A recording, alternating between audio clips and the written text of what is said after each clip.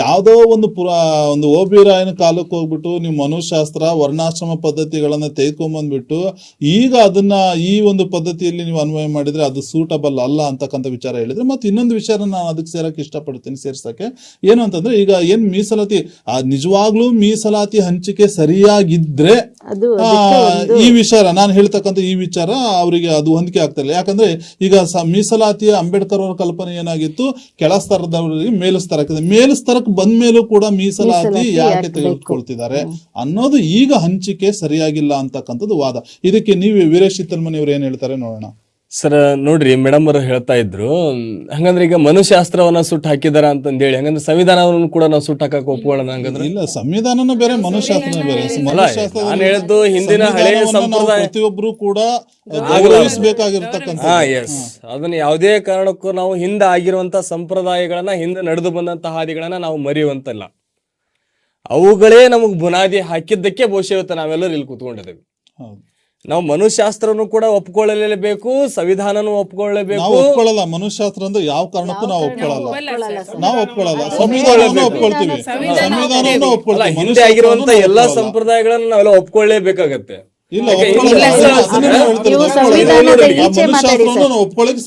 ಹಂಗಂದ್ರೆ ಸರಿ, ಬ್ರಾಹ್ಮಣರಾಗಿರ್ಬೋದು, ಕ್ಷತ್ರಿಯರಾಗಿರ್ಬೋದು, ಶೂದ್ರರಾಗಿರ್ಬೋದು, ಸೊ ಒಂದು ಈ ವರ್ಣಗಳನ್ನ ನಾವ್ ಯಾರು ಒಪ್ಕೊಳ್ಳಿಕ್ಕೆ ತಯಾರಿಲ್ವಾ? ಹಾಗಾದ್ರೆ ಈಗ ಒಪ್ಕೊಳಕ್ ತಯಾರಿಲ್ಲ. ಆ ಪದ್ಧತಿಗಳಲ್ಲಿ ತಪ್ಪು ಅಂತ ಹೇಳ್ತೀವಿ ನಾವು. ಶೂದ್ರರಿಗೆ ಒಂದು ಒಂದು ಒಂದು ಮುಖ್ಯ ವಾಹಿನಿಗೆ ಬರ್ಲಿಕ್ಕೆ ಅವರಿಗೆ ಅವಕಾಶಗಳನ್ನು ಕೊಟ್ಟಿದ್ದೆ ತಪ್ಪಾಗಾದ್ರೆ? ಇಲ್ಲ, ಹಿಂದುಳಿದ ವರ್ಗಗಳಿಗೆ ಹಿಂದುಳಿದ ವರ್ಗಗಳಿಗೆ ನಾವು ಅವ್ರಿಗೆ ಒಂದು ಮೀಸಲಾತಿ ಕೊಟ್ಟಿದ್ದೆ ತಪ್ಪ ಹಾಗಾದ್ರೆ? ಇಲ್ಲ, ಖಂಡಿತ ಕೇಳ್ತಾ ಇದೀವಲ್ಲ. ಈಗಾದ್ರೂ ಕೂಡ ಸಮಾಜದೊಳಗಡೆ ನಾವು ಅದನ್ನೇ ಕೇಳ್ತಾ ಇದ್ದೇವೆ, ನಾವು ಅದನ್ನೇ ಕೊಟ್ಟಿದ್ದೇವೆ. ಸರಿಯಾಗಿ ಅರ್ಥ ಮಾಡ್ಕೊಳ್ರಿ ಸರ್. ಅಲ್ಲ, ನಾನು ಅದನ್ನೇ ಹೇಳ್ತಾ ಇರೋದು ಮೇಡಮ್. ಈಗ ಹಿಂದುಳಿದಂತಹ ವರ್ಗದವರಿಗೆ ಕೇವಲ ಒಂದು ಜಾತಿಗೆ ಇದು ಸೀಮಿತವಾಗಿಲ್ಲ. ನೀವು ಆಗಲೇ ಅದನ್ನ ಹೇಳ್ತಾ ಇದ್ರಿ, ಸ್ಪಷ್ಟನೆ ತಿಳ್ಕೊಳ್ತೀರಿ. ಸೊ ಕೇವಲ ಒಂದು ಜಾತಿಗೆ ಇದು ಸೀಮಿತವಾಗಿಲ್ಲ. ಮೀಸಲಾತಿ ಅನ್ನೋದು ಒಂದು ಜಾತಿಗೆ ಇದು ಸೀಮಿತವಾಗಿಲ್ಲ, ಎಲ್ಲಾ ಜಾತಿಗಳಿಗೂ ಕೂಡ ಇದು ಸೀಮಿತವಾಗಿದೆ. ಕೇವಲ SC/ST ಜನಾಂಗಕ್ಕೆ ಮೀಸಲಾತಿ ನಾವು ಹಂಚಿಕೆಯನ್ನ ಮಾಡಿದೇವಾ? ತಪ್ಪು. ಹಾಗಾದ್ರೆ ಕೇವಲ ಒಂದು ಜಾತಿಗೆ ನಾವು ಬೇರೆ ಒಂದು ಜಾತಿಗೆ ನಾವು ಇದನ್ನ ಹಂಚಿಕೆಯನ್ನ ಮಾಡಿದೇವಾ? ಇದು ಇಲ್ಲ. ಎಲ್ಲಾ ಜಾತಿಯಿಂದಲೂ ಕೂಡ ನಾವು ಇದನ್ನ ಮೀಸಲಾತಿಯನ್ನ ಹಂಚಿಕೆಯನ್ನ ಮಾಡ್ಕೊಂಡಿದ್ವಿ. ಜಾತಿವಾರ ಆಯ್ಕೆಯನ್ನ ಮಾಡ್ಕೊಂಡಾಗ ಸೊ ನಾವು ಎಲ್ಲಾ ಜಾತಿಗೂ ಕೂಡ ನಾವು ಪ್ರಾಮುಖ್ಯತೆಯನ್ನ ಕೊಟ್ಟಿದ್ದೇವೆ. ನಾವು ಅಂದ್ರೆ ಯಾವುದೇ ಜಾತಿಯಲ್ಲಿ, ಹೌದೌದು, ಯಾವುದೇ ಜಾತಿ ಆಗಿರ್ಬೋದು, ನಾವು ಒಂದು ಜಾತಿಯನ್ನ ನಾವು ಇಲ್ಲಿ ತೆಗೆದುಕೊಳ್ತಾ ಇಲ್ಲ, ಎಲ್ಲಾ ಜಾತಿಯವರಿಗೂ ಕೂಡ ಮೀಸಲಾತಿಯನ್ನ ಕೊಟ್ಟಿದೆ. ಹಾಗಾದ್ರೆ ಅವ್ರು ಕೊಡದೇ ಹೋಗಿದ್ದರೆ ಅವ್ರು ಮುಖ್ಯವಾಗಿ ಹೇಗೆ ಬರ್ತಾ ಇದ್ರು? ಅಂದ್ರೆ ನಾವು ಇಲ್ಲಿ ಚರ್ಚೆ ಮಾಡ್ತಕ್ಕಂಥ ವಿಷಯ ಏನು ಅಂತಂದ್ರೆ, ಹಿಂದುಳಿದಿರ್ತಕ್ಕಂಥವ್ರಿಗೆ ಮೀಸಲಾತಿ ಕೊಟ್ಟು ಅವ್ರು ಮುಂದೆ ಬಂದ್ರೆ ಅದು ನಮ್ಮ ಅಭ್ಯಂತರ ಏನಿಲ್ಲ. ಈಗ ಇಲ್ಲ ನಮ್ಮ ಅಬ್ಜೆಕ್ಷನ್, ನಮ್ಮ ವಿರೋಧ ತಂಡದ ಒಂದು ಅಬ್ಜೆಕ್ಷನ್ ಏನಂದ್ರೆ, ಹಿಂದುಳಿದ ಜಾತಿಯವರಾಗಿದ್ರು ಅಥವಾ ಹಿಂದುಳಿದವರಾಗಿದ್ರು, ಅತಿ ಹಿಂದುಳಿದವರಾಗಿದ್ರು, ಅವ್ರಿಗೊಂದು ಅವಕಾಶ ಕೊಟ್ಟು ಮೇಲು ಸ್ತರಕ್ಕೆ ಬಂದ ನಂತರದ ವಿಷಯವನ್ನು ನಾವು ಮಾತಾಡ್ತೀವಿ. ಅವ್ರು ಮೇಲು ಸ್ತರಕ್ಕೆ ಬಂದ ನಂತರದ ವಿಷಯಗಳನ್ನ ಏನು ಮತ್ತೆ ಬೇಕಾ ಅಂತಕ್ಕಂಥದ್ದು ಹಂಚಿಕೆಯ ವಿಷಯದಲ್ಲಿ ವಿರೋಧವನ್ನು ವ್ಯಕ್ತಪಡಿಸ್ತಕ್ಕಂಥದ್ದು. ಮೇಲಸ್ತರಕ್ಕೆ ಬಂದಿದ್ದಾರೆ ಅವರು. 10 ವರ್ಷದ ಅವಧಿಗೆ ಮಾತ್ರ ಮೀಸಲಾತಿನ ಕೊಡಿ ಅಂತ ಹೇಳ್ಬಿಟ್ಟು ಅಂಬೇಡ್ಕರ್ ಅವರು ಹೇಳಿದ್ದಾರೆ.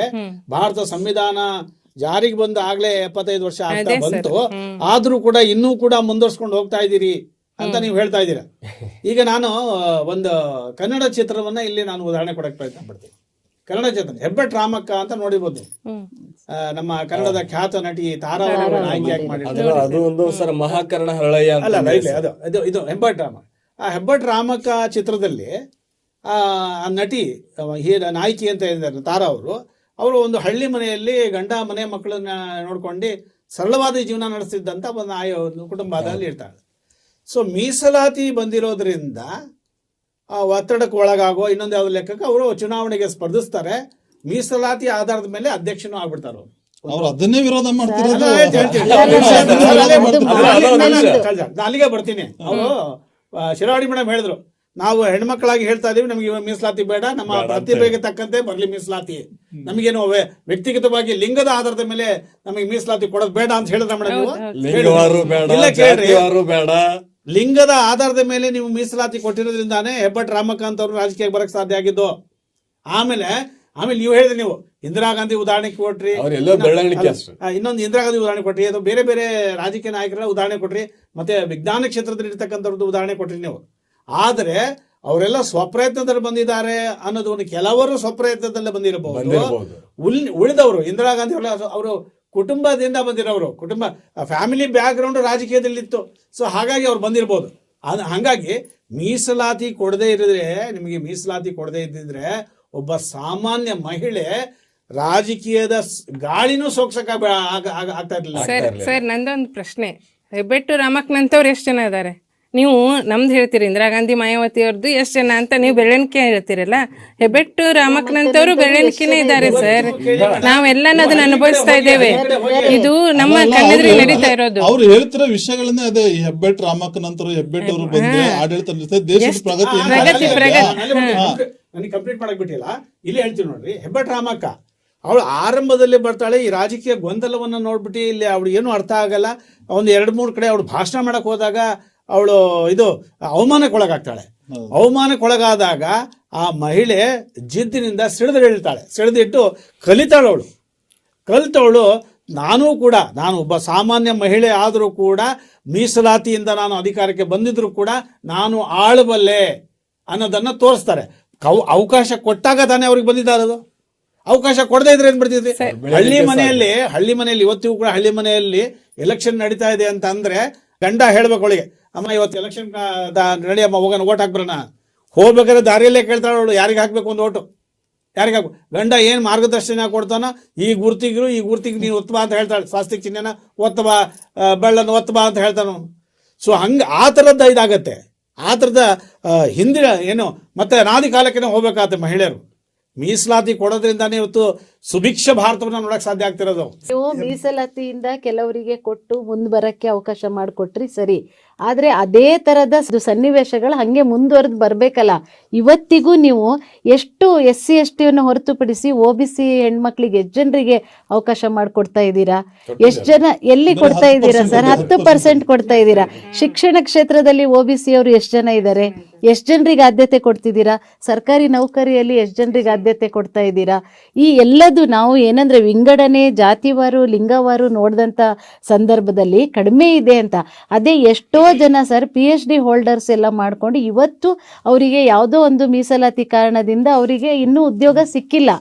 ಯಾವುದೋ ಕಾರಣದಿಂದ ಅವರೆಲ್ಲರೂ ಕೂಡ ಡಬಲ್ ಗ್ರಾಜುಯೇಷನ್ ಹೈಯರ್ ಎಜುಕೇಷನ್ ಕಾನ್ಸೆಪ್ಟನ್ನು ನಾವು ನೋಡಿದಂಥ ಸಂದರ್ಭದಲ್ಲಿ ಹೈಯರ್ ಎಜುಕೇಷನ್ ಮಹಿಳೆಯರು ಎಲ್ಲರೂ ಇವತ್ತು ಸರ್ ಬನ್ನಿ ನೀವು MA admission MSc MCom admission ನೋಡಿ 4 ಹಾಸ್ಟೆಲ್ ಮಾಡಿದ್ರು. ಅಂದರೆ ಎನ್ರೋಲ್ಮೆಂಟ್ ರೇಷಿಯೋ 40 ಜನ ಇಂಟೇಕ್ ಇದ್ರೆ 30 ಜನ ಹೆಣ್ಮಕ್ಳಿದ್ದಾರೆ, 10 ಜನ ಹುಡುಗರಿದ್ದಾರೆ. ಹೈಯರ್ ಎಜುಕೇಷನಲ್ಲಿ ಅಷ್ಟು ಜನ ಓದ್ತಾ ಇದ್ದಾರೆ. ಆದರೆ ಅವರೆಲ್ಲರಿಗೂ ಉದ್ಯೋಗ ಸಿಗ್ತಾ ಇದೆಯಾ? ಹೈಯರ್ ಎಜುಕೇಷನ್ ಕೌಟುಂಬಿಕ ಏನೋ ಒಂದು ಉದ್ದೇಶದಿಂದ ಅವರು ಓದ್ತಿದ್ದಾರೆ ಬಿಟ್ರೆ ಉದ್ಯೋಗ ಸಿಗತ್ತೆ ಅಂತ ಓದ್ತಾ ಇಲ್ಲ. ಮೀಸಲಾತಿಯಿಂದ ಉದ್ಯೋಗ ಸಿಗ್ತಾ ಇಲ್ಲ. ನೇರವಾಗಿ ಏನಂತಂದ್ರೆ ಸ್ವಸಾಮರ್ಥ್ಯದಿಂದ ಯಾವುದೋ ಒಂದು ಮಾಡ್ತೀವಿ ಅಂದ್ರೂ ಕೂಡ ಇಲ್ಲಿ ನಮ್ಮ ಇದು ಏನಂತಂದ್ರೆ ನಮ್ಮ ಇಂಟೆನ್ಷನ್ ಏನು ಅಂತಂದ್ರೆ ಮೀಸಲಾತಿ ಎಲ್ಲ ಮಾಡ್ತಿರೋದು ಸರಿ, ಆದ್ರೆ ಹಂಚಿಕೆ ಸರಿ ಇಲ್ಲ ಅಂತ. ಹಂಚಿಕೆ ಸರಿ ಇಲ್ಲ, ಫಲಾನುಭವಿಗಳಿಗೆ ಸಿಗ್ತಾ ಇಲ್ಲ. ಸಂಪೂರ್ಣ ಮಂಡನೆ ಮಾಡಿ ಮತ್ತೆ ಬರ್ತೀನಿ ನಿಮ್ಮ ಹತ್ರ. ಫಲಾನುಭವಿಗಳಿಗೆ ಸಿಗ್ತಾ ಇಲ್ಲ ಸರ್ ಒಂದು. ಮತ್ತೆ ಅದು ಎಲ್ಲಿ ಸರಿಯಾದ ರೀತಿಯಲ್ಲಿ ಆಗ್ಬೇಕು ಹಂಚಿಕೆಗಳು ಆಗ್ತಾ ಇಲ್ಲ. ಜಾತಿ ಆಧಾರದ ಮೇಲೆ ಕೊಡ್ತಾ ಇದ್ದೀರಾ. ಈಗ ನೋಡಿ ಬಡ್ತಿ ವಿಷಯದಲ್ಲಿ ನೋಡಿ ಸರ್, ಎಲ್ಲಾ ಸರ್ಕಾರಿ ಕಚೇರಿಗಳ ಬಡ್ತಿ ವಿಷಯಗಳಲ್ಲಿ ನೀವು ಒಂದ್ಸತಿ ಗ್ಲಾನ್ಸ್ ಮಾಡ್ಕೊಂಡು ಬನ್ನಿ. SC ST ಅದರ ಆಧಾರದ ಮೇಲೆ ಬಡ್ತಿ ವಿಷಯನೂ ಕೂಡ ಹಂಗೆ ಹೋಗಿರತ್ತೆ ಬಿಟ್ರೆ ಬೇರೆ ಬೇರೆ ಸಾಮಾನ್ಯರಿಗೆ OBC ಅವರಿಗೆಲ್ಲ ಬಡ್ತಿ ವಿಷಯ ಅಷ್ಟು ಬೇಗ ಸೂಪ್ರಿಡೆಂಟ್ ಇಂದ ಅವ್ರ ಮುಂದೆ ದಾಟದೇ ಇಲ್ಲ. ಈಗ ಬೇರೆಯವರು SC ST ಆಧಾರದ ಮೇಲೆ ಬಡ್ತಿ ವಿಷಯದ ಮೇಲೆ ಅವರು ಡೆಪ್ಯೂಟಿ ರಿಜಿಸ್ಟ್ರರ್ ಅಥವಾ ಯಾವುದೋ ಒಂದು ಮುಂಚೂಣಿ ಇದಕ್ಕೆ ಹೋಗಿರ್ತಾರೆ. ಆದ್ರೆ ಇಲ್ಲಿ ಇವರಿಗೆ ಮೀಸಲಾತಿ ಇಲ್ಲ ಅನ್ನೋ ಕಾರಣಕ್ಕೆ ಅಥವಾ ಜಾತಿ ಆಧಾರದ ಮೇಲೆ ಲಿಂಗ ಆಧಾರದ ಮೇಲೆ ಶಿಕ್ಷಣದ ಆಧಾರದ ಮೇಲೆ ಅವರು ಯಾವ ಕಾರಣಕ್ಕೂ ಅವ್ರಕ್ಕಿಂತ ಮುಂದೆ ಹೋಗಕ್ಕೆ ಸಾಧ್ಯ ಆಗ್ತಾ ಇಲ್ಲ. ನಮ್ಮ ಈ ಇಷ್ಟು ಚರ್ಚೆಯ ವಿಷಯ ಏನಂತಂದ್ರೆ ಸರ್, ನಾವು ಹಂಚಿಕೆ ಸರಿ ಆಗ್ತಾ ಇಲ್ಲ.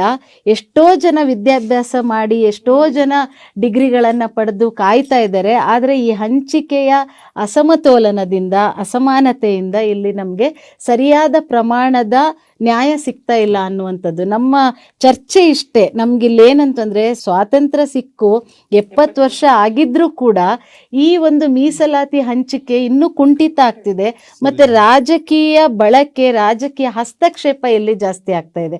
ಇವತ್ತು ಯಾವುದೋ ಒಂದು ಎಲೆಕ್ಷನ್ ಬಂತು, ಯಾವುದೋ ಒಂದು ಇದಾಗಿತ್ತು ಅಂತಂದ್ರೆ ಈ ಮೀಸಲಾತಿ ಅದ್ರದ್ದು ಆಧಾರದ ಮೇಲೆ ಎಲ್ಲ ದಂಡ್ ಕರ್ಕೊಂಡು ಬಂದು ಅದನ್ನ ಉಪಯೋಗಿಸ್ಕೋತಾರೆ ಬಿಟ್ರೆ ಅಲ್ಲಿ ನಿಜವಾದ ಫಲಾನುಭವಿಗಳಿಗೆ ಆಗುವ ರೀತಿಯಲ್ಲಿ ಹಂಚಿಕೆ ಆಗ್ತಾ ಇಲ್ಲ. ನಮ್ಮ ಇಡೀ ಚರ್ಚೆ ನಮ್ದು ವಿರೋಧ ಅಂತಂದ್ರೆ ನಾವು ಸಂವಿಧಾನದ ವಿರೋಧ ಹೋಗ್ತಾ ಇಲ್ಲ ಸರ್, ನಾವು ಜಾತಿ ವಿರೋಧ ಹೋಗ್ತಾ ಇಲ್ಲ, ರಾಜಕೀಯ ವಿರೋಧ ಹೋಗ್ತಿಲ್ಲ, ಲಿಂಗ ತಾರತಮ್ಯದ ವಿರೋಧ ಅಂತೂ ಹೋಗ್ತಾ ಇಲ್ಲ. ಯಾಕಂತಂದ್ರೆ ಒಂದು ಕಾಲಕ್ಕೆ 33% ರಿಸರ್ವೇಶನ್ ನೀವು ಕೊಟ್ಟಿದ್ರಿಂದ ರಾಜಕೀಯ ಭಾಗವಹಿಸುವಿಕೆ ಮಹಿಳೆಯರದು ಬಂತು ಅಂತ ತಾವು ಹೇಳ್ತಿದ್ದೀರಾ. ಖಂಡಿತ ಅದನ್ನ ನಾವು ಸ್ವಾಗತಿಸ್ತೀವಿ. ಆದ್ರೆ ಅದ್ರದ್ದು ಬಂದಂತಹ ಪರ ವಿರೋಧ ಇದನ್ನ ನಾವು ರಿಸಲ್ಟ್ ಹಾಗಲ್ಲ ಸರ್, ಅದ್ರದ್ದು ಅಲ್ಲ ಒಂದ್ ಕಾಲಕ್ಕೆ ಬೇಕಿತ್ತು ಅಂತ ಅದ್ರದ್ದು ನಾವು ರಿಸಲ್ಟ್ ಔಟ್ಪುಟ್ಸ್ ನಾವು ವಿರೋಧಿಸ್ತಾ ಇದೀವಿ. ಈಗ ವಿಚಾರ ಏನು ಅಂತಂದ್ರೆ, ಈಗ ಮೇಡಮ್ ಹಸೀನಾರ್ ಅವ್ರ ವಿಚಾರ ಆಗ್ಲಿ, ಪುಷ್ಪ ಅವ್ರ ಮೇಡಮ್ ಅವ್ರ ವಿಚಾರ ಆಗ್ಲಿ, ಅವ್ರು ಹೇಳ್ತಕ್ಕಂಥದ್ದು ಕ್ಲಿಯರ್ ಕಾನ್ಸೆಪ್ಟ್ ಏನು ಅಂತಂದ್ರೆ,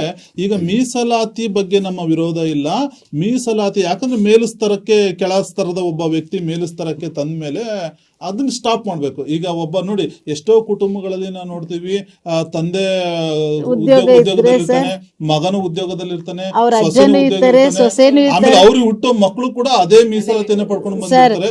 ಈ ತರದ ಹಂಚಿಕೆಗಳಲ್ಲಿ ಸರ್ಕಾರ ಇಡೀ ಕುಟುಂಬಗಳು ಅಸಿಸ್ಟೆಂಟ್ ಪ್ರೊಫೆಸರ್ಸ್ ಆಗಿದ್ದಾರೆ, ಇಡೀ ಕುಟುಂಬಗಳು ಡೆಪ್ಯೂಟಿ ರಿಜಿಸ್ಟ್ರಾರ್ ಆಗಿದ್ದಾರೆ ಯಾವುದೋ ಒಂದು ಜಾತಿ ಆಧಾರಕ್ಕೆ.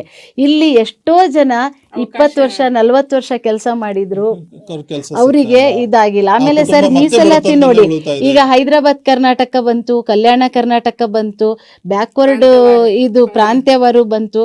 ಇದೆಲ್ಲದ್ರಿಂದ ಬಂದಿದ್ದು ಖಂಡಿತ ಸ್ವಾಗತ. ಯಾಕಂತಂದ್ರೆ ನಾವು ಅದು ಹಿಂದುಳಿದ ಇದ್ರಲ್ಲಿ ಅಭಿವೃದ್ಧಿ ಸಂಕೇತ ಕೊಡ್ಲೇಬೇಕಾಗಿದೆ, ಅದು ಸ್ವಾಗತ.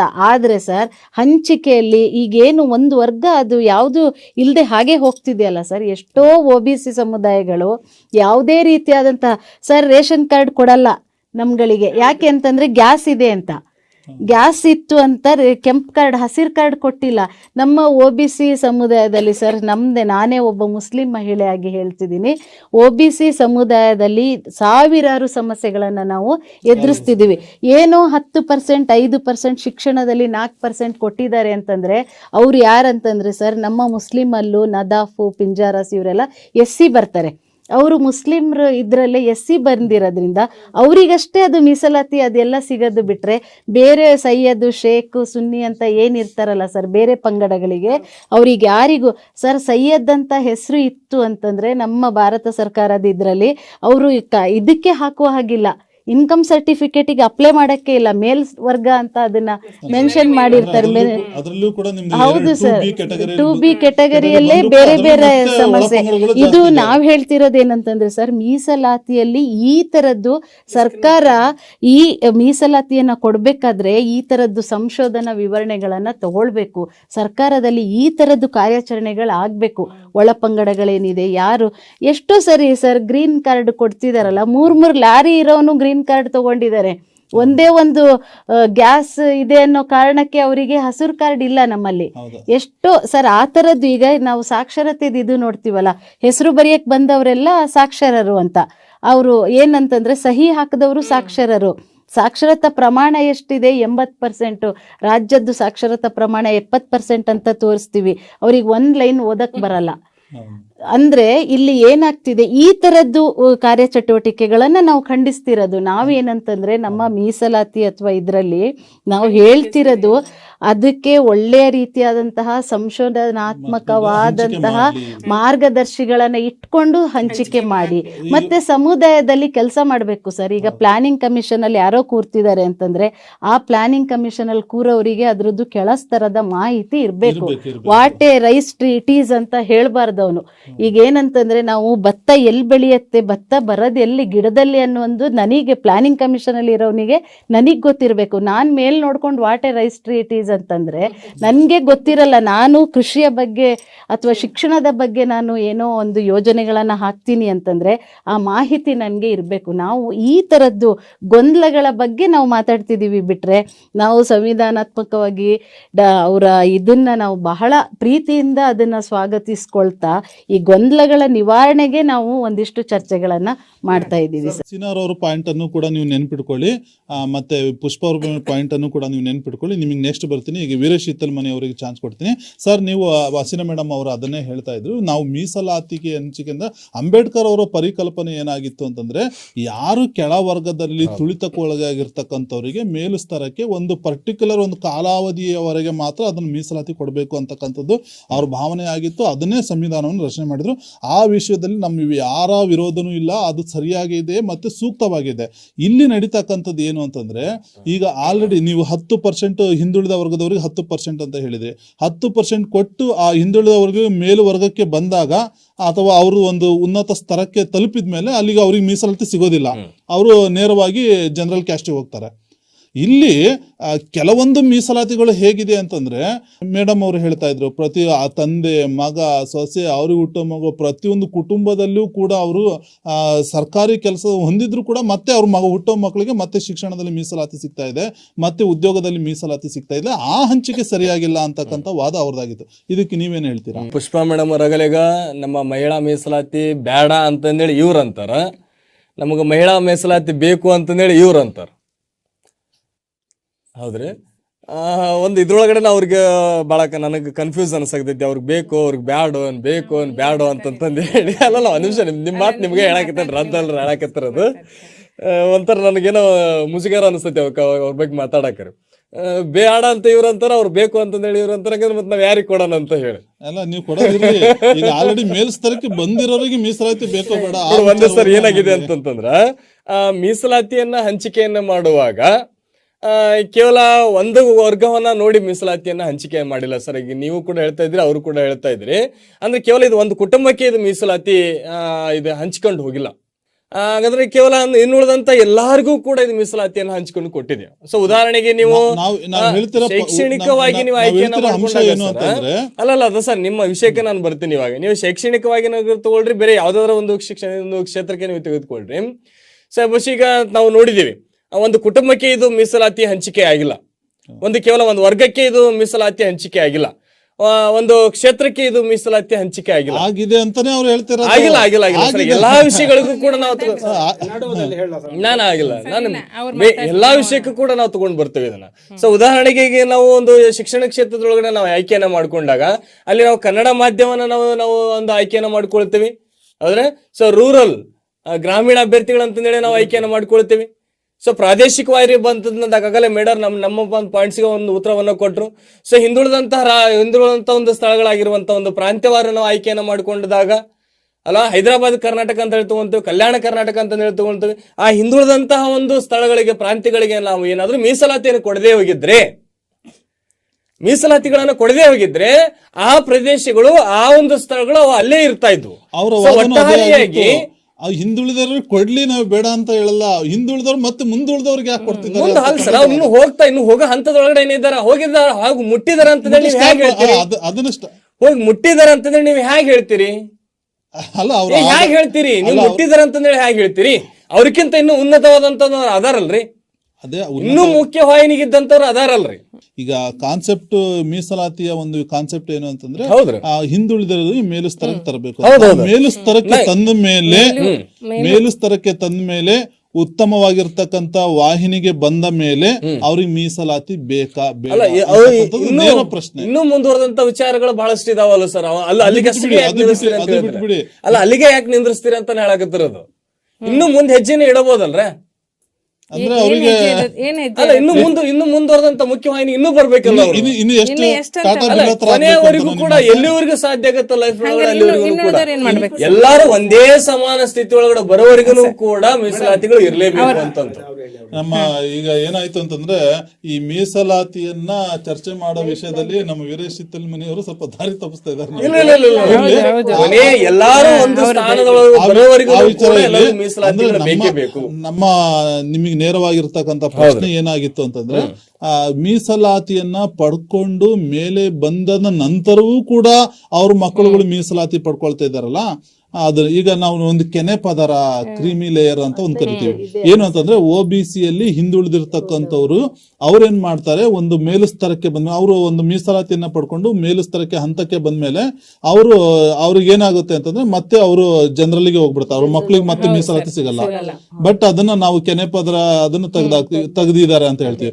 ಬಟ್ ಇಲ್ಲಿ ಕೆಲವೊಂದು ವರ್ಗದಲ್ಲಿ ಏನಾಗ್ತಾ ಇದೆ ಅಂತಂದ್ರೆ, ಇಲ್ಲಿ ಮೀಸಲಾತಿಯನ್ನ ಪಡ್ಕೊಂಡು ಶಿಕ್ಷಣದಲ್ಲಿ ಮೀಸಲಾತಿಯನ್ನು ಪಡ್ಕೊಂಡಿರ್ತಾರೆ, ಉದ್ಯೋಗದಲ್ಲಿ ಮೀಸಲಾತಿಯನ್ನು ಪಡ್ಕೊಂಡಿರ್ತಾರೆ, ಬಡ್ತಿಯಲ್ಲೂ ಮೀಸಲಾತಿಯನ್ನು ಪಡ್ಕೊಂಡಿರ್ತಾರೆ, ಕುಟುಂಬದಲ್ಲಿ ಎಲ್ಲರೂ ಕೂಡ ಮೀಸಲಾತಿಯನ್ನು ಪಡ್ಕೊಂಡು ಮೇಲುಸ್ತರಕ್ಕೆ ಬಂದ ನಂತರ ಕೂಡ ಅವ್ರು ಮೇಲುಸ್ತರಕ್ಕೆ ರೀಚ್ ಆಗಿದ್ದಾರೆ, ಆದ್ಮೇಲೂ ಕೂಡ ಅವ್ರ ಮಕ್ಕಳಿಗೆ ಮತ್ತೆ ಮೀಸಲಾತಿ ಸಿಗ್ತಾ ಇದೆ. ಅಲ್ಲಿ ಕೆನೆ ಪದರ ಅಂತಕ್ಕಂಥದ್ದು ಅವ್ರಿಗೆ ಮಾತ್ರ ಅಪ್ಲೈ ಆಗ್ತಾ ಇದೆ, ಇಲ್ಲಿ ಹಿಂದುಳಿದವರಿಗೆ ಅಪ್ಲೈ ಆಗ್ತಾ ಇಲ್ಲ ಅಂತಕ್ಕಂಥದ್ದು. ಮೇಡಮ್, ಈ ವಿಷಯ ಬಗ್ಗೆ ನೀವೇನ್ ಹೇಳ್ತೀರಾ? ಸರ್, ಇಲ್ಲಿ ಹರ್ಬರ್ಟ್ ರಿಸ್ಲೆ ಅನ್ನುವಂಥ ಸಮಾಜಶಾಸ್ತ್ರಜ್ಞನ ಕೋಟ್ ಮಾಡ್ತಾ ಇದ್ದೇನೆ ಸರ್. ಅವ್ರು ಹೇಳ್ತಾರೆ, ಜಾತಿಯು ತನಗೆ ತಾನೇ ದೊರೆಯಾಗಿದೆ ಅಂತ. ಇದು ನಿಜ, ಯಾವ ಕಾಲಕ್ಕಾದ್ರೂ ಜಾತಿ ಕೆಲಸ ಮಾಡ್ತಾ ಇದೆ ಸರ್. ಹಿಂದುಳಿದ ಜಾತಿ ಪಂಗಡದವರು ಶತಮಾನಗಳಿಂದ ಶೋಷಣೆಗೆ ಒಳಗಾಗಿದ್ದು ಕೂಡ ನಿಜ ಆಯ್ತು, ಹೌದಾ ಸರ್? ಇಂತಹ ಶೋಷಿತರಿಗಾಗಿ ಸಂವಿಧಾನದ ರಚನೆ ಆಯ್ತು. ಅಂಬೇಡ್ಕರ್ ಅವರು ಏನ್ ಮಾಡ್ತಾರೆ, ಸ್ವತಃ ಆ ಶೋಷಣೆಯನ್ನು ಅನುಭವಿಸಿದವರಾಗಿರ್ತಾರೆ ಮತ್ತು ಅದನ್ನ ಶೋಷಿತ ವರ್ಗದವ್ರನ್ನ ಮೇಲ್ ತರೋದಕ್ಕೆ ಅವ್ರ ಪ್ರಯತ್ನವನ್ನು ಕೂಡ ಮಾಡಿದ್ದಾರೆ. ಹೀಗಾಗಿ ಇವತ್ತು ಅವರ ಒಂದು ಪ್ರತಿಫಲ ಮತ್ತೆ ನಮ್ಮ ಶಿಕ್ಷಣವಂತರಾಗಿ ನಮ್ಮ ಎಲ್ಲರ ಮನಸ್ಸಿನಲ್ಲೂ ಕೂಡ ಬದಲಾವಣೆ ಆಗಿದೆ. ನಾವೆಲ್ಲರೂ ಕೂಡ ಒಂದು ಲೋಹಿಯಾ ವಾದವನ್ನ, ಅಂಬೇಡ್ಕರ್ ವಾದವನ್ನ, ಗಾಂಧಿ ವಾದವನ್ನ, ಬಸವಣ್ಣನವರ ವಾದವನ್ನ, ಎಲ್ಲ ವಾದವನ್ನ ಎಲ್ಲರೂ ನಾವು ಫಾಲೋ ಮಾಡ್ತಾನೆ ಇದ್ದೇವೆ ಸರ್. ಹೀಗಾಗಿ ಎಲ್ಲ ಕ್ಷೇತ್ರಗಳಲ್ಲೂ ಕೂಡ ಈ ಹಿಂದುಳಿದವರು ಮುಂದೆ ಬಂದಿದ್ದಾರೆ. ಎಲ್ಲರೂ ಡಾಕ್ಟರ್ ಆಗಿದ್ದಾರೆ, ಇಂಜಿನಿಯರ್ ಆಗಿದ್ದಾರೆ, ವಿಶ್ವವಿದ್ಯಾಲಯಗಳಲ್ಲಿ ಕುಲಪತಿಗಳಾಗಿದ್ದಾರೆ, ರಿಜಿಸ್ಟ್ರಾರ್ ಆಗಿದ್ದಾರೆ, ಪ್ರಾಧ್ಯಾಪಕರಾಗಿದ್ದಾರೆ, ಡೀನ್ರು ಆಗಿದ್ದಾರೆ. ಯಾಕ್ರಿ ಮೇಡಮ್? ಎಲ್ಲ ವ್ಯಕ್ತಿಗಳನ್ನು ಮಾತ್ರ ಹೇಳ್ತಾ ಇದ್ದೀವಿ, ಸಮಾಜನ ಹೇಳ್ತಾ ಇಲ್ಲ ನೀವು. ಸರ್ ಅಲ್ಲ, ಯಾವ ವ್ಯಕ್ತಿನ ನಾವು ಹೇಳಿದೇವೆ ಸರ್? ಸರ್ ವೀರೇಶ್ ಸರ್, ನೀವು ಬಾಯಿ ಮಾಡಿದ ಮಾತ್ರಕ್ಕೆ ನಿಜಾಂಶ ಸುಳ್ಳಾಗಲ್ಲ. ನನ್ನ ವಾದವನ್ನ ಮಂಡಿಸೋದಕ್ಕೆ ಬಿಡ್ರಿ, ನನ್ನ ವಾದ ಮಂಡಿಸೋದಕ್ಕೆ ಬಿಡ್ರಿ. ನಾ ಯಾವ ವ್ಯಕ್ತಿನ ಹೇಳ್ತಾ ಇಲ್ಲ. ಎಲ್ಲರೂ ಕೂಡ ದೊಡ್ಡ ದೊಡ್ಡ ಹುದ್ದೆಗಳಲ್ಲಿ ಬಂದಿದ್ದಾರೆ.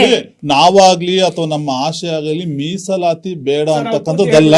ನಾ ಪೂರ್ತಿ ಹೇಳೋದನ್ನ ನೀವು ಕೇಳಿಸ್ಕೊಳ್ರಿ ಸರ್. ಅಂಬೇಡ್ಕರ್ ಆಶಯವನ್ನ ನಾವು ಮಾತಾಡ್ತಾ ಇದ್ದೇವೆ ಸರ್. ಅಂಬೇಡ್ಕರ್ ಅವರ ಆಶಯ ಮಾತಾಡ್ತಾ ಇದ್ದೇವೆ. ಶೈಕ್ಷಣಿಕವಾಗಿ, ಆರ್ಥಿಕವಾಗಿ, ಸಾಮಾಜಿಕವಾಗಿ ಏನ್ ಅವ್ರಿಗೆ ಅವಮಾನಗಳಾಗಿದ್ವು ಅವುಗಳಿಗಾಗಿ ಅವರೆಲ್ಲ ಹಕ್ಕುಗಳನ್ನ ಕೊಟ್ಟಿಂದ ಈಗ ಎಲ್ಲಾ ಕ್ಷೇತ್ರಗಳಲ್ಲಿ ದೊಡ್ಡ ದೊಡ್ಡ ಹುದ್ದೆಗಳಲ್ಲಿ ಅವರು ಅದಾರೆ. ಎಲ್ಲಾ ಜಾತಿಯವರು ಮುಂದೆ ಬಂದಿದ್ದಾರೆ ಮೇಡಮ್. ಹಾಗಾದ್ರೆ ಎಲ್ಲಾ ಜಾತಿಯವರಿಗೂ ಅವಕಾಶಗಳಿದಾವೆ ಸರ್. ಈಗ ಎಲ್ಲಾ ವರ್ಗದವರಿಗೂ ಮೀಸಲಾತಿ ಎಷ್ಟು ಪರ್ಸೆಂಟೇಜ್ ಕೊಟ್ಟಿದ್ದೀರಿ ಸರ್? ಎಷ್ಟು ಪರ್ಸೆಂಟೇಜ್ ಕೊಟ್ಟಿದ್ದೀರಿ ನೀವು? ಪರ್ಸೆಂಟೇಜ್ ಹೇಳ್ರಿ ಸರ್ ನೀವು. ನಿಮಗೆ ಸೂಕ್ತ ಪತ್ರವನ್ನು ಕೊಡ್ತೀವಿ, ನೀವು ಪೂರ್ತಿ ಹಾ, ಅದು ಎಲ್ಲಾ ಕಡೆನೂ ಅವ್ರು ಇದಾರೆ ಸರ್. ಆನಂತರ ಅಷ್ಟೇ ಅಲ್ಲ, ಈಗ ಎಲ್ಲರನ್ನೂ ನಾವು ಗೌರವವಾಗಿ ನೋಡ್ತಾ ಇದ್ದೇವೆ. ಕೂಡಿ ಊಟ ಮಾಡೋದು, ಕೂಡಿ ಅವರ ಜೊತೆ ಸಭೆ ಸಮಾರಂಭಗಳಲ್ಲಿ ಹಂಚ್ಕೊಳ್ಳೋದು, ಬಸ್ನಲ್ಲಿ ಹೋಗೋದು, ಸಿನಿಮಾದಲ್ಲಿ ಹೋಗೋದು, ಹೀಗಿರುವಾಗ ವ್ಯಕ್ತಿ ಗೌರವ ಅನ್ನೋದು ಅವ್ರಿಗೆ ಸಿಕ್ಕಿದೆ. ಇಷ್ಟೆಲ್ಲ ಅವರಿಗೆ ಫೆಸಿಲಿಟಿಗಳಾಗಿದ್ದಾವೆ, ಇಷ್ಟೆಲ್ಲ ಆಗಿದೆ. ಅದರ ನಿಟ್ಟಿನಲ್ಲಿ ಏನು ಮೇಲ್ವರ್ಗದವ್ರು ಅಂತಿದ್ರಲ್ಲ, ಅವ್ರಿಗೆ ಈಗ ಅನ್ಯಾಯ ಆಗ್ತಾ ಇರೋದು. ಅವ್ರು ಹತಾಶರಾಗ್ತಾ ಇದ್ದಾರೆ, ನಿರಾಶರಾಗ್ತಾ ಇದ್ದಾರೆ. ಪರ್ಸೆಂಟೇಜ್ ಬಹಳ ಕಡಿಮೆ ಇರೋದ್ರಿಂದ ಅವರು ಆತ್ಮಹತ್ಯೆಗೂ ಕೂಡ ಹೋಗ್ತಾ ಇದ್ದಾರೆ. ಯಾಕೆಂದರೆ ಎಷ್ಟೋ ಬ್ರಾಹ್ಮಣ ವರ್ಗ ಇವತ್ತು ಮೇಡಮ್ ಅವ್ರು ಹೇಳಿದ್ದಾರೆ, ಅಪ್ಪರ್ ಮುಸ್ಲಿಂ ಕಾಸ್ಟ್ನಲ್ಲಿ ಎಷ್ಟೊಂದು ಅವರು ಅನುಭವಿಸ್ತಾ ಇದ್ದಾರೆ. ಹಾಗೆ ಬ್ರಾಹ್ಮಣರು ಕೂಡ ಅತ್ಯಂತ ಬಡವರ ಆಗಿ ಇವತ್ತು ಉಳಿದಿದ್ದಾರೆ. ಆತ್ಮಹತ್ಯೆ ಆಗಿದ್ದು ಒಂದು ಯಾವ್ದಾರ ಒಂದು ಉದಾಹರಣೆ ಹೇಳ್ರಿ ಮೇಡಮ್. ಆತ್ಮಹತ್ಯೆಗಳನ್ನ ನಾವೆಲ್ಲಿ ಇದನ್ ಮಾಡೋಣ ಸರ್? ಆಗಿದಾವೆ.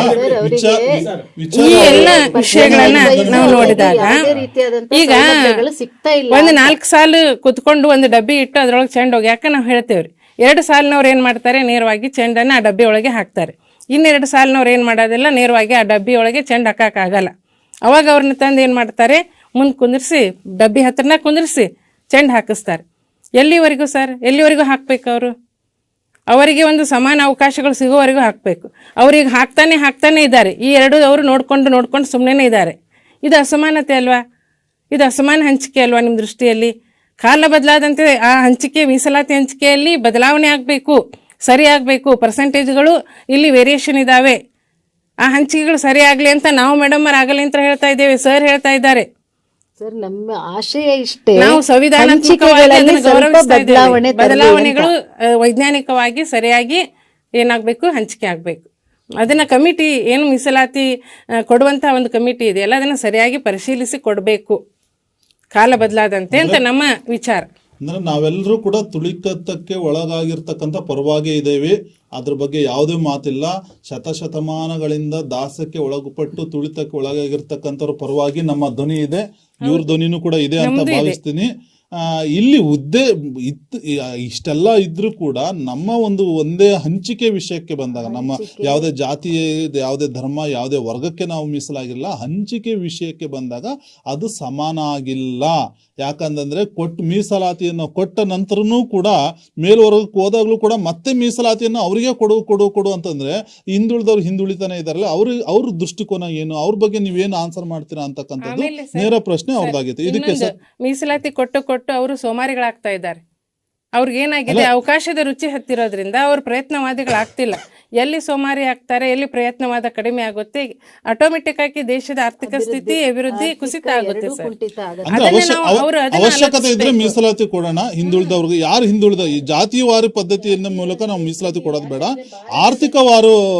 ಆರ್ಥಿಕ ವಿಷಯದ ಮೇಲೆ, ಬಡತನದ ವಿಷಯದ ಮೇಲೆ ನಾವು ಜಾತಿ ಮೀಸಲಾತಿ ಕೊಡಬೇಕು ಅಂತಕ್ಕಂಥದ್ದು ಅವ್ರ ವಾದ. ಹಂಚಿಕೆ ಸರಿಯಾಗಿಲ್ಲ, ಅವರು ಸಂಪೂರ್ಣವಾಗಿ ಮೀಸಲಾತಿಯನ್ನ ಕಡೆಗಣಿಸ್ತಾ ಇಲ್ಲ, ಹಂಚಿಕೆ ಸರಿಯಾಗಿಲ್ಲ ಅಂತಕ್ಕಂಥದ್ದು. ಏನು ಉತ್ತರ ಹೇಳ್ತೀರಾ ಸತೀಶ್? ನಮ್ಮ ಇಬ್ಬರು ಮೇಡಬರು ನಮ್ಮ ವಿರೋಧಿ ಬಣದಲ್ಲಿ ಏನಿದ್ದಾರೆ, ಅವರು ಇದುವರೆಗೂ ಏನು ಮೀಸಲಾತಿ ಬೇಡ ಸ್ವಸಾಮರ್ಥ್ಯಕ್ಕೆ ಬೆಲೆ ಕೊಡಿ ಅನ್ನೋ ಮಾತ್ರ ಹೇಳ್ತಾ ಇದ್ದಾರೆ ವಿನಃ ಇವಾಗಿನ ಪ್ರಸ್ತುತ ಆಧುನಿಕ ಯುಗಕ್ಕೆ ಯಾವ ರೀತಿಯ ಮೀಸಲಾತಿ ಕೊಡಬೇಕು, ಯಾವ ರೀತಿ ಇದು ಮಾಡಬೇಕು ಅನ್ನೋದ್ರ ಬಗ್ಗೆ ಯಾವುದೂ ಹೇಳ್ತಾ ಇಲ್ಲ, ವಿಚಾರವನ್ನು ಮನಸ್ಸಲ್ಲ.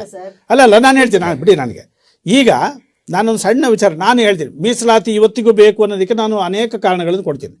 ಆ ಕಾರಣಗಳು ತಪ್ಪು ಅನ್ನೋದಾದರೆ ನೀವು ನಾನು ಕೊಡ್ತಕ್ಕಂಥ ಕಾರಣಗಳು ಇವತ್ತಿಗೂ ಕೂಡ ಮೀಸಲಾತಿ ಮುಂದುವರಿಸಲೇಬೇಕು, ಬೇಕೇ ಬೇಕು ಅನ್ನೋದನ್ನು ನಾನು ಮಂಡಿಸ್ತಕ್ಕಂಥ ವಿಚಾರವನ್ನು ನೀವು ತಪ್ಪು ಅಂತ ಹೇಳೋದಾದರೆ ಅದಕ್ಕೆ ಸೂಕ್ತ ಕಾರಣ ಕೊಡ್ರಿ, ನಾನು ಈ ಸಭೆಯಲ್ಲಿ ಒಪ್ಕೊಳ್ಳೋಕ್ಕೆ ಪ್ರಯತ್ನ ಮಾಡ್ತೀನಿ. ನನಗೂ ಒಪ್ಕೊಳ್ತೀನಿ, ಆರೋಗ್ಯಕರ ಸಮಾಜ ಯಾವತ್ತೂ ಮೀಸಲಾತಿ ಒಪ್ಪಲ್ಲ. ನಾನು ಒಪ್ತೀನಿ, ನಿಮ್ಮ ಆರೋಗ್ಯಕರ ಸಮಾಜ ಮೀಸಲಾತಿ ಒಪ್ಪಲ್ಲ. ಆದರೆ ಆಗಲೇ ಮಾತಾಡ್ತಾ ಯಾರೋ ನೀವೇ ಹೇಳಿದ್ರಿ ಕಾಣುತ್ತೆ. ಏನು ಹೇಳಿದ್ರೆ, ಒಂದು ಕಾಲಕ್ಕೆ ಭಾರತ ದೇಶದ ಸಂವಿಧಾನ ಜಾರಿಗೆ ಬಂದ 10 ವರ್ಷದವರೆಗೆ ಮಾತ್ರ ಮೀಸಲಾತಿ ಕೊಡಿ, ತದನಂತರ ಬೇಡ ಅಂತ ಅಂಬೇಡ್ಕರ್ ಅವರು ಅದನ್ನು ಪ್ರಸ್ತುತಪಡಿಸಿದ್ದಾರೆ ಅಂತ ಹೇಳಿ. ಆದರೆ ಕೇಳ್ರಿ ನೋಡಿ ಮೇಡಮ್, ಈಗ ನಾನು ಹೇಳ್ತೀನಲ್ಲ, ಅನೇಕ ಹಿಂದುಳಿದ ಜಾತಿಗಳನ್ನ ಹೇಳ್ತೀವಿ ಅಥವಾ ಅಸ್ಪೃಶ್ಯತರು ಅಂತ ಹೇಳ್ತೀವಿ, ಶೂದ್ರರು ಅಂತ ಏನು ಕರಿತೀವಿ, ಅವರೆಲ್ಲ ಮೇಲಿನ ಸ್ತರಕ್ಕೆ ಬಂದಿದ್ದಾರೆ, ಮುಂದುವರೆದವರ ಸೌಲಭ್ಯಗಳನ್ನು ತಗೊಂಡಿದ್ದಾರೆ. ಇವತ್ತಿಗೂ ಕೂಡ ಮುಂದುವರ್ಸೋದು ಬೇಡ ಮೀಸಲಾತಿ ಅಂತ ಹೇಳ್ತೀರ. ಆದರೆ ನಾನು ಒಂದು ಪ್ರಶ್ನೆ ನಿಮಗೆ ಕೇಳ್ತಾ ಇದ್ದೀನಿ, ಇವತ್ತಿಗೂ ಕೂಡ ಕೆಲವು ಹಳ್ಳಿಗಳಲ್ಲಿ ನೋಡಿ ಅಸ್ಪೃಶ್ಯತೆ ಅನ್ನೋದು ತಾಂಡವ ಆಡ್ತಾ ಇದೆ, ಜಾತಿ ಪದ್ಧತಿ ಇವತ್ತಿಗೂ ತಾಂಡವ ಆಡ್ತಾ ಆಗ್ತಿದೆ. ಅದಕ್ಕೆ ಜ್ವಲಂತ ಉದಾಹರಣೆ ಕೊಡ್ತೀನಿ ಅಂತ ಅಂದ್ರೆ ಮರ್ಯಾದಾ ಹತ್ಯೆ. ಮತ್ತೆ ಅದು ಪ್ರಕರಣ, ಇದು ವಿಚಾರ ಬೇರೆ ಕಡೆ ಹೋಗುತ್ತೆ. ಮರ್ಯಾದಾ ಹತ್ಯೆ ಆಗ್ತಿರೋದು ಜಾತಿ ಕಾರಣಕ್ಕೋಸ್ಕರ. ಸೊ ಹಂಗಾರೆ ಜಾತಿ ಪದ್ಧತಿ ಇವತ್ತಿಗೂ ಇದೆ ನಮ್ಮ ದೇಶದಲ್ಲಿ, ಆಯ್ತಾ. ಆಮೇಲೆ ಕೆಳವರ್ಗದ ಜನರಿಗೆ ನಾವು ಮೇಲೆ ಬರೋಕ್ಕೆ ಬಿಡ್ತಾ ಇಲ್ಲ, ಕೆಲವು ಕಡೆ, ಇನ್ನು ಕೆಲವು ಕ್ಷೇತ್ರದಲ್ಲಿ ಬಿಡ್ತಾ ಇಲ್ಲ.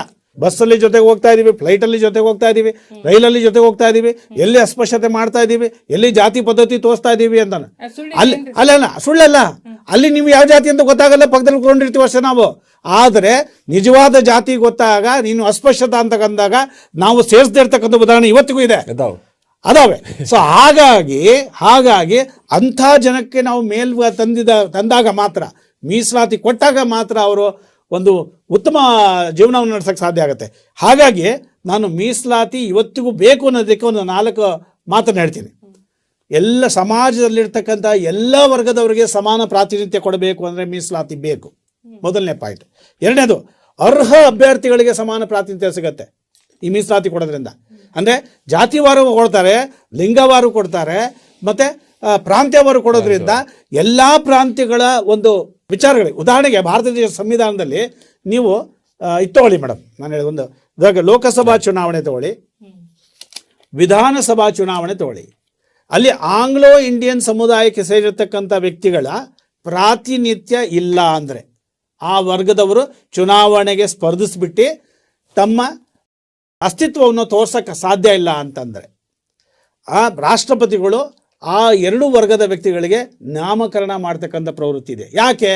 ಅವರ ಸಲಹೆ ಸೂಚನೆಗಳು, ಅವರ ಅಸ್ತಿತ್ವವೂ ಕೂಡ ನಮ್ಮ ದೇಶದ ಕಾನೂನು ರಚನಾ ಕ್ಷೇತ್ರಕ್ಕೆ ಬೇಕು ಅಂತ. ಸೊ ಹಾಗಾಗಿ ನಾವು ಆ ಒಂದು ಕಡಿಮೆ ವರ್ಗದ ಜನಕ್ಕೆ ನಾವು ಆ ಥರ ನಾಮಕರಣ ಮಾಡಿಲ್ಲ ಅಂತ ಅಂದರೆ ಆ ವರ್ಗದವರ ಸೌಲಭ್ಯ, ಆ ವರ್ಗದವರ ಚಿಂತನೆ ನಮ್ಮ ದೇಶಕ್ಕೆ ಬರೋದಿಲ್ಲ, ನಮ್ಮ ಸರ್ಕಾರಕ್ಕೆ ಹೋಗೋದು ಸರಿ ಇದ್ದಿಲ್ಲ. ಸೊ ಹಾಗಾಗಿ ಮೀಸಲಾತಿ ನಾವು ಲೋಕಸಭೆಯಲ್ಲೂ ಇಟ್ಟಿದ್ದೀವಿ, ವಿಧಾನಸಭೆಯಲ್ಲೂ ಇಟ್ಟಿದ್ದೀವಿ, ಒಂದು. ಆಮೇಲೆ ಎರಡನೇದು, ನ್ಯಾಯ ಮತ್ತು ಮಾನವ ಹಕ್ಕುಗಳ ಅನುಷ್ಠಾನ ಆಗಬೇಕು. ಅಂದರೆ ಇವತ್ತು ಎಲ್ಲೋ ಎಷ್ಟೋ ಕೇಳ್ತಾರೆ ಮಾನವ ಹಕ್ಕುಗಳ ಉಲ್ಲಂಘನೆ ಆಗಿದೆ. ನಾನು ಉದಾಹರಣೆ ಹೇಳ್ತೀನಿ ಮೇಡಮ್, ಇವಾಗ ಮುನ್ಸಿಪಾಲ್ಟಿಯಲ್ಲಿ ಕೆಲಸ ಮಾಡ್ತಾರಲ್ಲ, ಆ ಕಾರ್ಪೊರೇಷನ್ ಕೆಲಸ ಮಾಡ್ತಕ್ಕಂಥ ಅಥವಾ ಕಸವನ್ನು ತೆಗಿತಕ್ಕಂಥ ಅಥವಾ ಇನ್ನೊಂದೇನೋ ತೆಗಿತಕ್ಕಂಥ ವ್ಯಕ್ತಿ, ಟಾಯ್ಲೆಟ್ ಕ್ಲೀನ್ ಇದು ಮಾಡ್ತಕ್ಕಂಥ ವ್ಯಕ್ತಿ, ಅವ್ರಿಗೆ ಎಷ್ಟು ಶೋಷಣೆ ಒಳಗಾಗ್ತಾ ಇದ್ದಾರೆ ಇವತ್ತು. ಅವ್ರಿಗೆ ಮೇಲಿನ ಸ್ತರಕ್ಕೆ ಬರಕ್ಕೆ ಬಿಡ್ತಾನೆ ಇಲ್ಲ. ಸೊ ಅವ್ರಿಗೆ ಎಷ್ಟೋ ಸಂದರ್ಭದಲ್ಲಿ ಮಾನವ ಹಕ್ಕುಗಳ ಉಲ್ಲಂಘನೆ ಆಗ್ತಾ ಇದೆ. ಸೊ ಆ ಥರ ಉಲ್ಲಂಘನೆ ಆದಾಗ ಮಾನವ ಹಕ್ಕುಗಳನ್ನು ರಕ್ಷಣೆ ಮಾಡಿ ಅಂತ ಧ್ವನಿ ಎತ್ತಿರ್ತಕ್ಕಂಥ ಉದಾಹರಣೆ, ಹೋರಾಟ ಆಗ್ತಕ್ಕಂಥ ಉದಾಹರಣೆಗಳು ನಾವು ನೋಡ್ತಾ ಇದ್ದೀವಿ. ಸೊ ಹಾಗಾಗಿ ನ್ಯಾಯ ಮತ್ತು ಮಾನವ ಹಕ್ಕುಗಳ ಅನುಷ್ಠಾನ ಆಗಬೇಕು ಅಂದರೆ ಮೀಸಲಾತಿ ಇವಾಗಲೂ ಬೇಕೇ ಬೇಕಾಗುತ್ತೆ. ಮತ್ತೊಂದು, ಸಮಾಜದಲ್ಲಿ ಆರ್ಥಿಕ ಸಮತೋಲನವನ್ನು ಕಾಪಾಡಬೇಕಂದ್ರೆ, ಸಮಾಜದಲ್ಲಿ ಆರ್ಥಿಕ ಸಮತೋಲನವನ್ನು ಕಾಪಾಡಬೇಕು ಅಂತಂದರೆ ಮತ್ತೆ ಮೀಸಲಾತಿ ಬೇಕೇ ಬೇಕಾಗುತ್ತೆ. ಹಿಂದಿನ ಚರ್ಚೆಯಲ್ಲಿ ಮೀಸಲಾತಿ ಹಂಚಿಕೆ ಸರಿಯಾಗಿದೆಯೋ ಸರಿಯಾಗಿಲ್ವೋ ಅಂತಕ್ಕಂಥ ವಿಚಾರದ ಬಗ್ಗೆ ಅತಿಥಿಗಳು ಸಾಕಷ್ಟು ವಿಚಾರಗಳನ್ನು ಹಂಚ್ಕೊಂಡ್ರು. ಇಲ್ಲಿ ಮೀಸಲಾತಿ ಬೇಕೇ ಅಥವಾ ಬೇಡವೇ, ಮೀಸಲಾತಿ ಬೇಕು ಬೇಡ ಅನ್ನೋದಕ್ಕಿಂತ ಮೀಸಲಾತಿ ಹಂಚಿಕೆ ಸರಿಯಾಗಿದೆಯೋ ಸರಿಯಾಗಿಲ್ವೋ ಅಂತಕ್ಕಂಥ ಒಂದು ವಿಚಾರವನ್ನ ಸಾಕಷ್ಟು ಇವತ್ತು ಮಾಹಿತಿ ಪೂರ್ಣವಾಗಿರ್ತಕ್ಕಂಥ ಚರ್ಚೆ ನಡೀತು ಅಂತಾನೆ ಭಾವಿಸ್ತಿದ್ದೀವಿ. ವೀಕ್ಷಕರೇ, ಇಂದಿನ ಚರ್ಚೆ ನಿಮಗೆಲ್ಲ ಸಾಕಷ್ಟು ಮಾಹಿತಿಯನ್ನು ಒದಗಿಸಿದೆ ಅಂತಾನೆ ಭಾವಿಸ್ಕೊಂಡು ಇವತ್ತಿನ ಸಂಚಿಕೆಯನ್ನು ಇಲ್ಲಿಗೆ ಮುಗಿಸ್ತಾ ಇದ್ದೀವಿ. ನಿರಂತರವಾಗಿ ನೋಡ್ತಾ ಇರಿ ಶ್ರೀ ಬಸವ ಟಿವಿ. ಎಲ್ರಿಗೂ ಶರಣಾರ್ಥಿಗಳು.